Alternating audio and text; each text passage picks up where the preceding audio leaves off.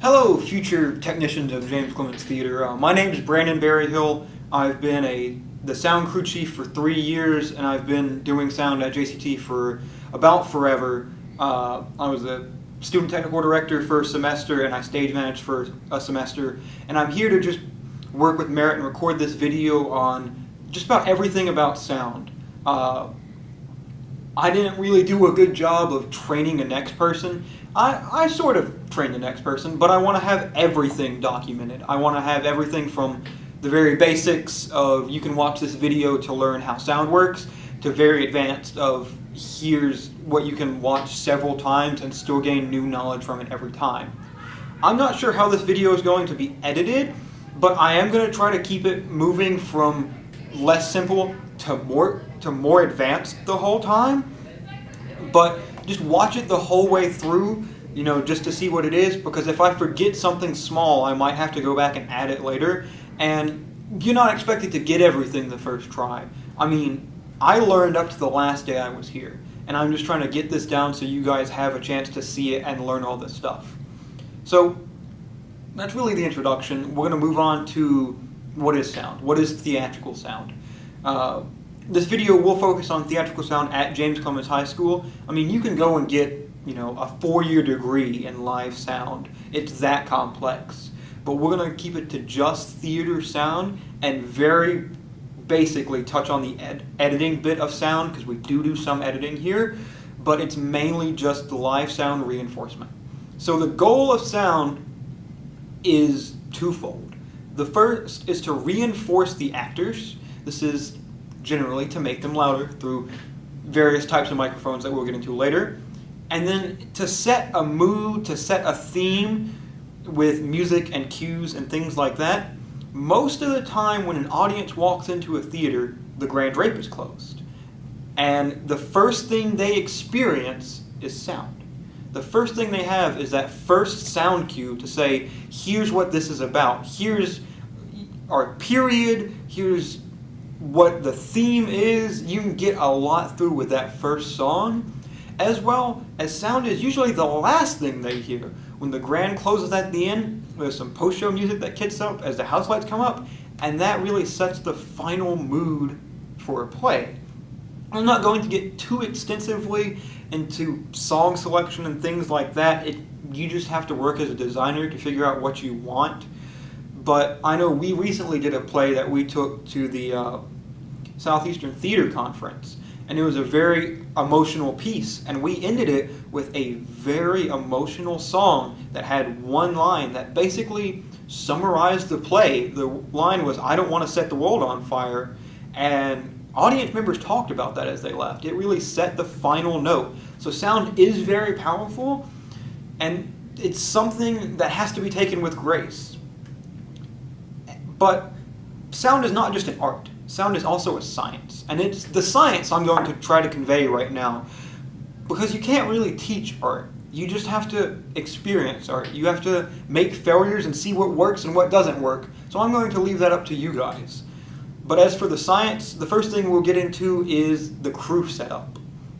The crew setup changes from what type of play we're doing. There are really three main groups of plays we do.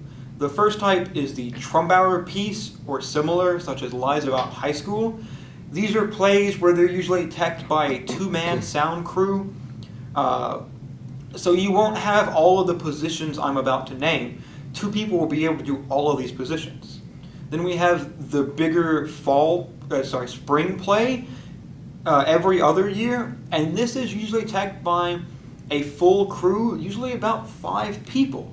And then we have the musical. The musical is the biggest beast we cover, and later on when I get into various design elements, I'm going to spend a lot of time on the musical because it is the hardest thing we do. And if you can do the hardest thing we can do, you can easily tackle the easiest thing we do. So I'm going to spend a lot of time on musicals. So the positions of the crew, the biggest one and the most common one that every single crew has is the crew chief. This is the person in charge. This is the person who is telling people what to do, who is making the decisions, and they're the face of the crew. They're the person who goes to the technical director, to the director, They're the person who says what they need. The biggest one with the crew chief is purchasing, getting new items, getting new cables, communicating what we need, and time management. Putting on a play is a massive production, and sound needs a lot of time. We'll get into later how to run a mic check and the mic check, but sometimes a mic check can take, you need about an hour for it, and if you don't go and fight to get that, you won't have it, and the play will turn out not as good as if you had a longer mic check, and that falls on the crew chief. They spearhead the sound operation. The sound crew chief goes hand in hand with the next position, the sound designer. The sound designer, historically speaking, has almost always been the crew chief. The sound designer is the person who says, here's what mics we're using, here's where the mics go, here's where monitors go, here's all the decisions about who gets mic'd and things like that. In massive productions, they would be different people, but here, our crew is relatively small, 5 and 6 people, and it just makes sense to have the person making the decisions, the designer, be the same person as the person enforcing the decisions, the crew chief. It just works a lot easier from that standpoint. And these are all pre-show positions, except for crew chief, that is a permanent position. The other pre-show positions are just the technicians. They don't really specialize until we get closer to the show. Closer to the show is when we see a lot of positions emerge, and that's where they're filled by various people. The biggest one is the A1, or the sound engineer, the mix engineer. The A1 runs the show during the show. They are behind the board, they are pushing faders, they are doing the job. Historically speaking, this has also been the sound designer because they can best implement the design, but there have been examples such as a musical we did, Little Shop of Horrors, several years ago, where the designer was not the same person as the A1. They were two different people, but usually the A1 and designer are the same person, and the A1 will be running the board during the show. Next is the A2. The A2 is the assistant to the A1. This is a readily overlooked position. This position is probably the most important because they take over whenever the A1 has to leave. I know one of my faults is I'm very hands-on, so I'll run off the board to go fix an issue during rehearsals. So my A2 will take over and they will seamlessly be able to run whatever it is if I'm not there for some reason. I always say it follows the bus rule. If I'm driving here one day and I get hit by a bus and I can't make it to rehearsal, the A2 should seamlessly be able to take over and run the show. They should know the show just as well as the A1 because they could have to take over at any moment. The A2 also runs script on bigger shows.